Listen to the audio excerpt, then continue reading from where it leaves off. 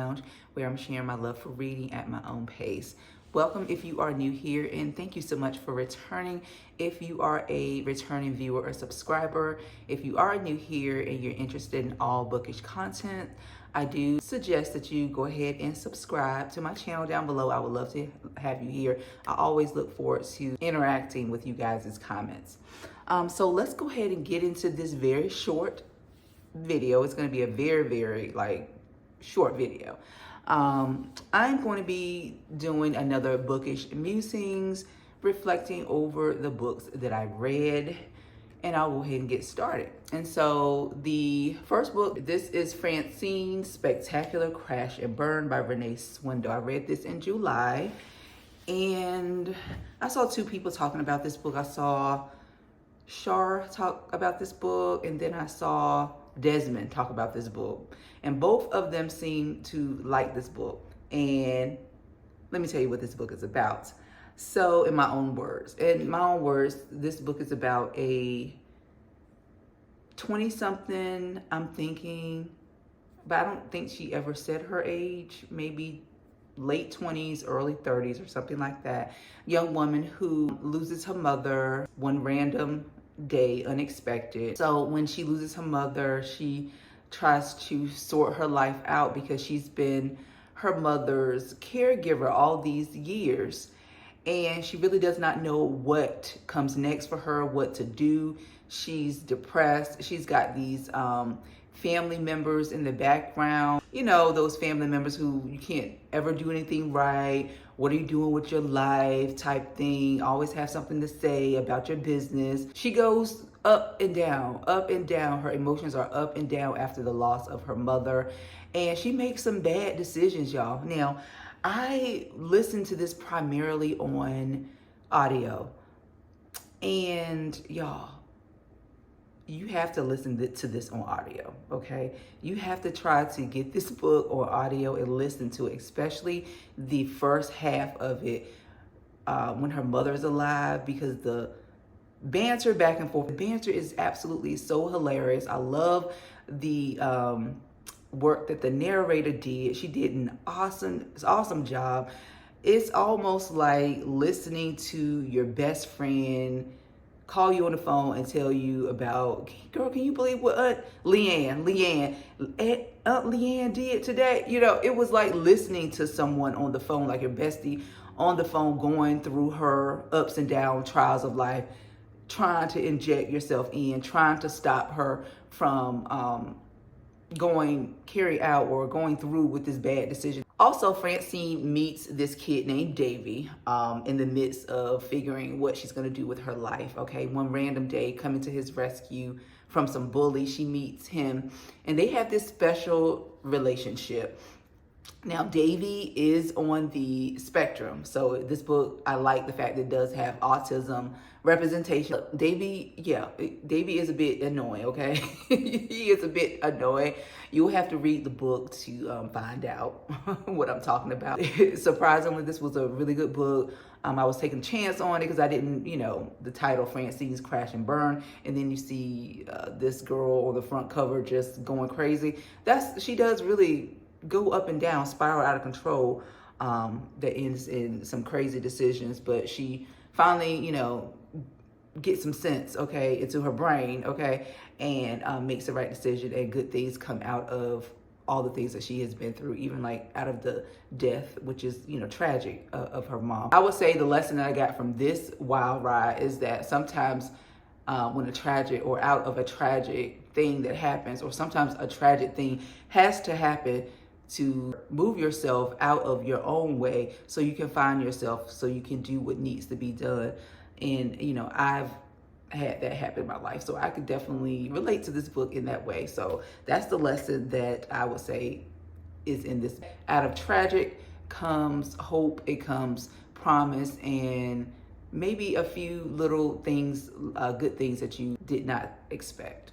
It's pretty short, even though I dragged this one out because it was July. And like I said, I was outside, y'all. I was on vacation. Well, it really held my attention when I was reading it, but I put it down, picked it up just because I was busy doing other things. But anyway, so I would recommend this. I gave this I would say a 4.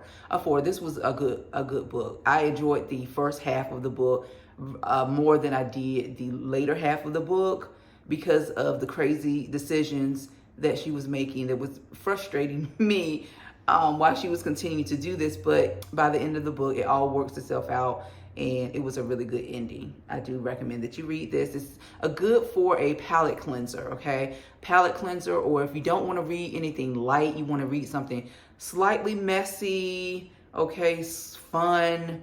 I think it's the perfect summer read.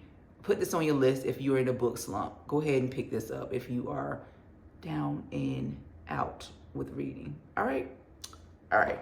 All right, so the next book that I read is going to be a book that I've already talked about. It's going to be this book right here. This is The Neighbor Favor by Christina Forrest. I've already done a vlog on this book, so I'm not going to go into, details about what the book is about. I will link that vlog on the screen below if you want to hear my full thoughts. So I went into this book knowing that it was a contemporary fiction, a contemporary romance, which I don't read a lot of. But I wanted to give this book a try because a lot of people, have liked this book. So I wanted to see how I felt about it, or to see if I had the same feeling about contemporary romance. I kind of felt like it wasn't my thing, but I really wanted to try another author and, put myself out there. Hey, you never know until you try. The book was not a bad book. It wasn't. So let me just briefly tell you what it's about, just in case you did not see that vlog. It's about Lily and Nick. She's about 26 years old. She's working a dead-end job. She's an editor for nonfiction books at a publishing house, and she really, really wants to hone in to like children's books and things like that. That would be her dream job. But she's a little awkward, socially awkward, especially when it comes to romances, dating, never know what to say or things like that. I could relate to Lily in a way, thinking back when I was her age, like when I turned 25, by then I had a bachelor's degree. However, I wanted to do something more, and I didn't feel like I would be established or, be ready to go on with my adulting until I got that degree. And so that's where she is right now. She's trying to, get that perfect job, She thinks that's going to make her happy, and she can probably move on with her life with dating, romance, whatever. Well, one night after a bad day of work, she logs onto the computer and, randomly decides to email the author of her favorite fantasy series. And that person is Nick, okay?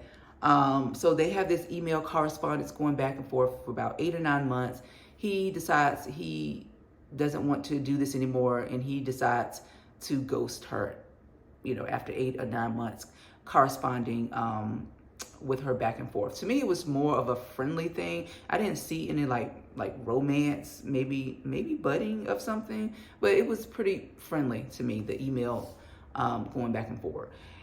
Well, Nick had something going on in his life why he decided to make that decision. He didn't want to get into something when his own family and the things that he was going through in that wasn't resolved. And the book ensues from there. So you know what's going to happen, right? You know what's going to happen. Nick is going to be her neighbor. But it plays out in the book. I would say this book, I'm going to give it a rating. It was a 3.25. It wasn't a bad book. I just don't think I was the audience for this book, just because I'm like in my 40s, y'all. Like, I am a grown, okay? I'm in my like mid to later 40s.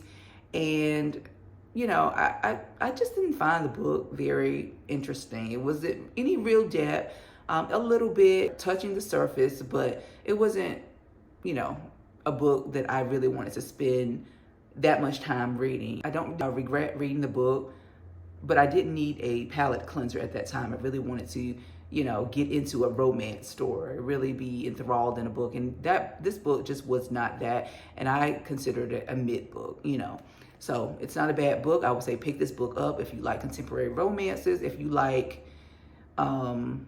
what's that trope? Close proximity. Close proximity. It's a close proximity, forced, not really forced. They make their own decisions where they want to live. But anyway, the close proximity trope. So if you like that type of thing, if you need something light, not really in depth, not a whole lot of real substance going on, pick this book up, because this might be what you might need. I just wasn't the target audience for this book. I wasn't, like I said, in the mood for a, it's raining outside.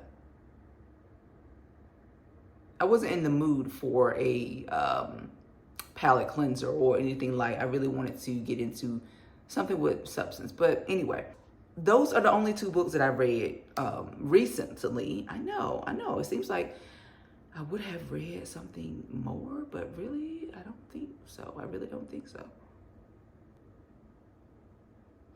Okay, so my current reads, as of right now, as you are watching this video right now, I am doing a ongoing vlog all month. You'll see it next month, of all these books that I'm going to be like showing as current reads. Hopefully I would have read them. Okay, hopefully so. So we've got Beverly Jenkins' Tempest, the third book in the Old World series. I am currently on page 60 right now. My goal is to get to chapter 6 before I leave, because I gotta leave. Yeah, it's raining outside. So that's my goal. And then I'm going to be starting, before I leave today, Let Us Descend by Jesmyn Ward. This one I decided to read during this time at the spur of the moment, because I haven't read a historical fiction in a minute. While it is my favorite genre, I realized something about myself, is that I do take long breaks from reading them just because they are so heavy, and I really have to be in the mood to read them. But when I'm in them, I'm in them, but I just can't read them like back to back to back. Yeah, so this one is about a young girl growing up in the rice fields of the Carolinas. That's my state. It's always exciting to read a book that is set in the state and I live, and the things that goes on in this plantation, I should say. So I'm excited to read this one. I think it may be a coming to age story, a slave narrative, told in a slave narrative format. But anyway, we'll see how I like this, y'all. So that's it. Those are the current books and the recent books that I have read. Let me know if you've read any of these books and what are your thoughts. I said it was gonna be a quick video, but video ended up being 16 minutes long. I guess, girl, I can do this. I can do this when I get into it. Thanks for watching, guys. Take care and be blessed. Bye.